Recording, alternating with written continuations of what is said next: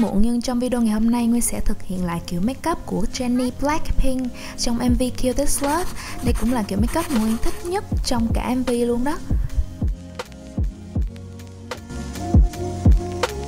Sau khi hoàn thiện bước kem nền và để có được làn da không tì vết như chị Jennie á, thì ở đây Nguyên đang cố gắng dùng bảng màu che khuyết điểm và sử dụng những màu cần thiết lên các vết ửng đỏ và vùng thâm. Một điều Nguyên học được là những chuyên viên makeup Hàn Quốc họ rất là ít khi sử dụng phấn tắt sáng, nên ở đây Nguyên sẽ highlight các phần cần thiết bằng kem che khuyết điểm sáng màu.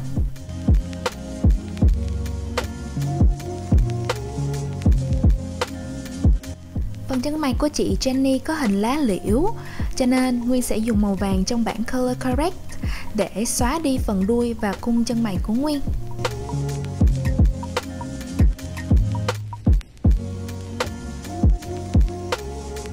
Nhìn có vẻ ok hơn rồi nè.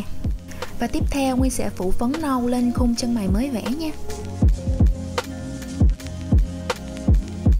Nguyên để ý là phần đầu chân mày của chị Jennie cũng rất nhạt so với chân mày của Nguyên, nên Nguyên sẽ lấy kem che khuyết điểm vàng và tán phần đầu này ra bớt một xíu. Chả mascara có màu nâu lên phần lông mày cho tiệp màu nè. Bây giờ thì Nguyên sẽ tạo khối để phần xương khuôn mặt trông sắc nét hơn. Và phần trán của Nguyên có phần nhỉnh và cao hơn của chị Jennie, nên Nguyên sẽ đổi sang một cây cọ khối bé và tập trung shade phấn nhiều ở phần trên trán nữa. Tuy không thấy rõ trong MV, nhưng mà Nguyên vẫn nghĩ kiểu makeup này nếu add một xíu phấn má màu trầm thì sẽ làm cho khuôn mặt thêm phần tươi tắn. Nguyên sẽ lấy concealer và highlight thêm vào phần chóp mũi để làm cho chỗ này bé và hẹp hơn. Sau đó thì sẽ tán ra bằng một cái bông mousse. Và sau đó với một cây cọ shading bé hơn, Nguyên sẽ tạo khối hai bên mép mũi nữa nha. Còn dư một chút phấn khối thì Nguyên sẽ apply lên trên bầu mắt cũng như là phía mắt dưới để bố cục mắt và mũi đều màu và hài hòa hơn với nhau. Phủ vừa phải một lớp phấn lì trên vùng da hay ra nhiều dầu như vùng T-zone nè. Cho phần màu mắt, Nguyên sẽ sử dụng màu cam trầm của bảng mắt Dior Backstage và đánh cọ đều trên cả vùng bầu mắt và mí mắt dưới luôn. Bởi vốn dĩ mắt của chị Jennie có phần mí bé hơn của Nguyên á, nên là Nguyên sẽ sử dụng màu mắt có tông nhạt hơn. Màu của chị Jennie sử dụng để khi hoàn thiện thì mắt của Nguyên sẽ nhìn không có bị dữ và già. Sau khi đánh đều cho cả mí trên và mí dưới bằng một màu nâu xám thì Nguyên sẽ sử dụng một màu xám tro để tán đều cả hai màu mình đánh trước đó với nhau. Dùng gel mắt sát màu đen, Nguyên sẽ kẻ viền sát vào cả mép mi trên, xong rồi thì tạo cho mắt một đường quyên không quá sắc để mắt trông dài hơn nha.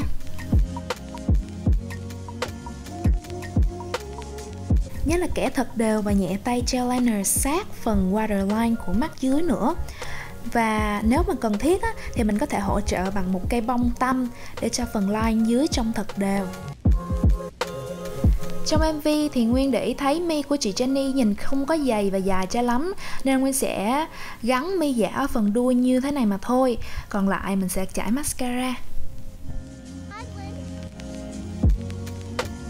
Thì đây là điểm nhấn của kiểu makeup này.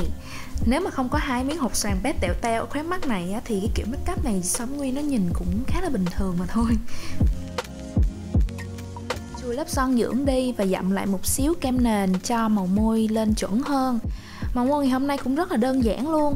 Viền môi với màu hồng đất của L'Oreal và sau đó đánh một tí lòng môi nữa là đã xong rồi nè.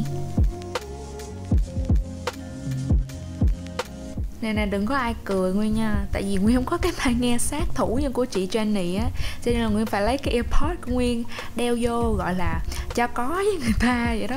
Những bạn thích xem makeup tutorial thì nhớ bình luận cho Nguyên kiểu makeup mà bạn muốn Nguyên thử sức trong các video mới nha. Nguyên cảm ơn mọi người rất nhiều. Hẹn gặp lại mọi người trong video lần sau. Bye bye.